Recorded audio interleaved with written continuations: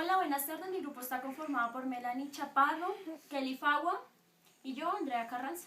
La historia de la ciencia se da en el siglo VI, en el periodo de la filosofía griega, en una cultura donde no hay separación de filosofía, ciencia y religión. Desde esa época salen los primeros filósofos, teólogos y científicos. Uno de los representantes de los personajes son Tales de Mileto, que propone que todas las cosas se encuentran llenas de dioses. Anaximandro propone que el universo se encuentra sostenido por una especie de aliento cósmico que se denomina neuma. Heráclito dice que todos los seres existentes se encuentran sujetos a un eterno devenir. El pensamiento que tenían en esa época era que todo lo que existiera tenía un origen divino y que ese algo divino permanecía dentro de sí. En la escuela de L decía que se propuso el principio divino encargado de regir a los hombres y a los dioses. En el siglo XII, Robert Grosseteste dio la idea para que se tradujera la teoría del islamismo al latín en Europa. En el siglo XV, el Renacimiento fue explosivo y cultural, y en el siglo XII, Robert Grosseteste dio la idea para que se tradujera la teoría del islamismo al latín en Europa. En el siglo XV, el Renacimiento fue explosivo y cultural y científico. Se estudia la naturaleza desde el punto de vista científico y se manejan las matemáticas.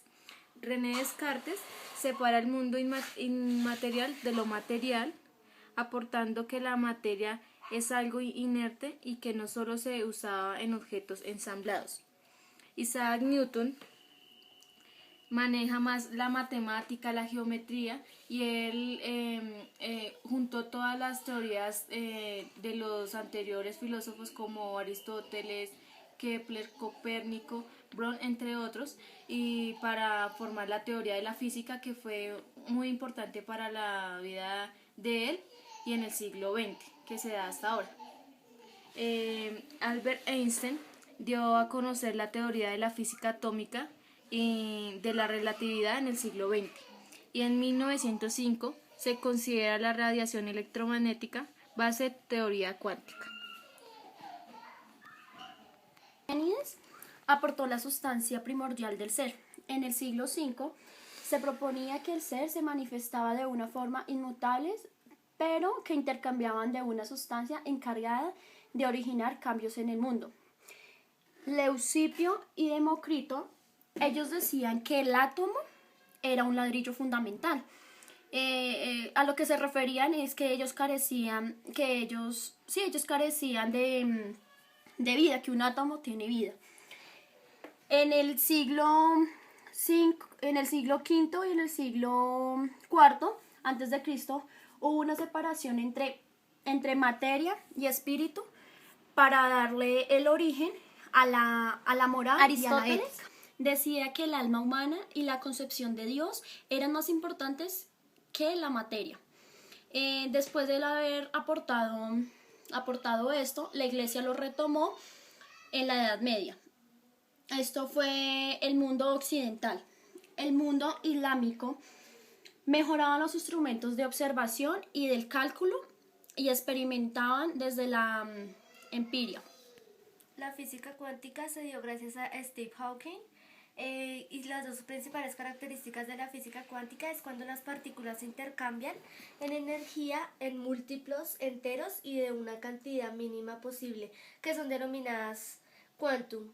La posición de las partículas viene definida por una función que describe la probabilidad de que dichas partículas se hallen en esa instancia. Einstein, él aportó que los fenómenos siempre son dependientes del contexto en el cual se dan. Depende del cristal desde donde se miren. Síntoma tomado como saludable o no saludable es dependiente de cómo se vea. El paciente tiene la capacidad de sanarse por medio del pensamiento. Para concluir, se evidencia la evolución que ha tenido la ciencia gracias al aporte de los filósofos por medio de sus pensamientos que se ven reflejados en la actualidad. Su evolución ha sido de una manera satisfactoria, ya que ellos han dado conceptos que se usan como salud y enfermedad.